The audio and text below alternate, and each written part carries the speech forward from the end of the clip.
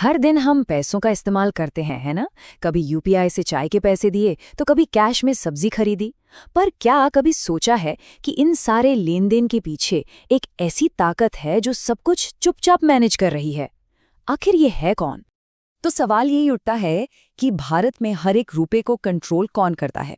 वो नोट जो पर्स में रखा है या फिर बैंक अकाउंट में जो बैलेंस दिख रहा है, आखिर इसका असली कंट्रोलर कौन है? इसका जवाब है एक ऐसी संस्था जो दिखती तो नहीं पर है बहुत पावरफुल, भारतीय रिजर्व बैंक यानी आरबीआई। इसे हम अपने देश की इकोनॉमी का साइलेंट गार्डियन भी कह सकते हैं, जो पर्दे के पीछे से अपना काम करता रहता है। चलिए जरा आरबीआई के सफर पर एक नजर डालते हैं। इसकी शुरुआत हुई थी 1935 में आरबीआई एक्ट 1934 के तहत, और तब ये एक प्राइवेट बैंक हुआ करता था। फिर 1937 में इसका हेडक्वार्टर कलकत्ता से मुंबई आ गया और आज़ादी के ठीक बाद 1949 में इसका राष्ट्रीयकरण हुआ। मतलब ये पूरी तरह से भारत सरकार के कंट्रोल में आ गया। तो अब समझते हैं कि आरबीआई असल में करता क्या है। आसान भाषा में कहें तो ये सभी बैंकों का अल्टीमेट बॉस है। जी हाँ, ये है बॉस बैंक। देखिए, आरबीआई की जिम्मेदारियां बहुत बड़ी हैं। ये सरकार का बैंकर है, मतलब सरकार के सारे पैसे का हिसाब किताब रखता है। ये बाकी सभी बैंकों का बैंक है। यही करेंसी नोट छापता है, देश के विदेशी मुद्रा भंडार की रखवाली करता है, और हाँ, सारे बैंकों के लिए नियम भी यही बनाता है और उन पर नजर भी रखता है। तो फिर आरबीआई और जो हमारे आम बैंक हैं, उनमें फर्क क्या है? देखिए, आरबीआई देश का सेंट्रल बैंक है।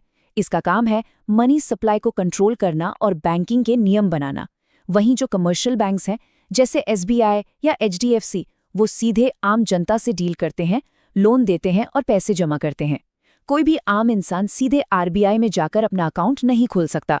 यहाँ एक बड़ी दिलचस्प बात है, भारत में जो भी करेंसी नोट हम देखते हैं वो सब आरबीआई ही जारी करता है, सिवाय 1 रुपए के नोट के। जी हाँ, 1 रुपए का नोट भारत सरकार जारी करती है, आरबीआई नहीं। अब आते हैं आरबीआई के सबसे जरूरी और शायद सबसे मुश्किल काम पर, देश के आर्थिक मौसम को कंट्रोल करना। ठीक सुना आपने, आरबीआई अपनी मॉनेटरी पॉलिसी यानी मौद्रिक नीति का इस्तेमाल करके महंगाई जैसी चीजों को काबू में रखता है। तो ये मॉनेटरी पॉलिसी है क्या चीज? देखिए, ये वो तरीका है जिससे आरबीआई बाजार में पैसों के बहाव यानी मनी सप्लाई और क्रेडिट को मैनेज करता है। इसका मकसद होता है महंगाई को कंट्रोल करना और साथ ही साथ देश की आर्थिक तरक्की को भी रफ्तार देना। एक बहुत ही नाजुक बैलेंस है ये। अब इस बैलेंस को बनाने के लिए आरबीआई के पास कुछ बहुत पावरफुल टूल्स होते हैं, जैसे कि रेपो रेट। ये वो रेट है जिस पर आरबीआई बाकी बैंकों को उधार देता है। फिर है रिवर्स रेपो रेट, जिस पर आरबीआई बैंकों से उधार लेता है। और सीआरआर, एसएलआर जैसे नियम जो बैंकों को अपने पैसे का एक हिस्सा सुरक्षित रखने पर मजबूर करते हैं। तो ये सिस्टम काम कैसे करता है? मान लीजिए बाजार में महंगाई बहुत ज्यादा है, तो आरबीआई रेपो रेट बढ़ा देगा। इससे बैंकों के लिए आरबीआई से पैसा लेना महंगा हो जाएगा। अब बैंक क्या करेंगे?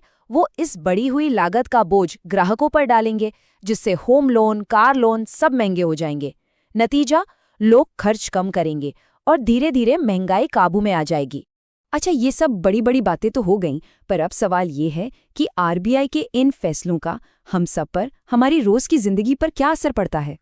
ये ना एक चेन रिएक्शन की तरह काम करता है। सबसे पहले आरबीआई रेपो रेट जैसे बड़े रेट्स को बदलता है। फिर कमर्शियल बैंक्स अपने लोन और डिपॉजिट पर ब्याज दरें बदल देते हैं। इसका असर लोगों के उधार लेने और खर्च करने की आदतों पर पड़ता है। और आखिर में इसी से तय होता है कि महंगाई बढ़ेगी या घटेगी और देश की इकोनॉमी किस रफ्तार से चलेगी। मतलब साफ है, आरबीआई हमारी जिंदगी के हर हिस्से से जुड़ा है। होम लोन की ईएमआई कितनी होगी, कार लोन पर ब्याज कितना लगेगा, हमारी सेविंग्स और एफडी पर कितना रिटर्न मिलेगा, यहाँ तक कि रोजमर्रा की चीजों के दाम, सब कुछ आरबीआई की नीतियों से तय होता है। और हाँ, हमारे डिजिटल पेमेंट्स और बैंक में रखा पैसा कितना सुरक्षित है, इसकी गारंटी भी आरबीआई ही देता है। तो आखिर में हम ये कह सकते हैं कि आरबीआई वाकई में भारत की अर्थव्यवस्था के पीछे की एक मूक शक्ति है। ये वो गार्डियन है जो कभी सुर्खियों में नहीं आता, लेकिन देश के फाइनेंशियल सिस्टम को स्थिर और सुरक्षित रखने के लिए लगातार काम करता रहता है। सच में एक अदृश्य लेकिन सबसे जरूरी संरक्षक।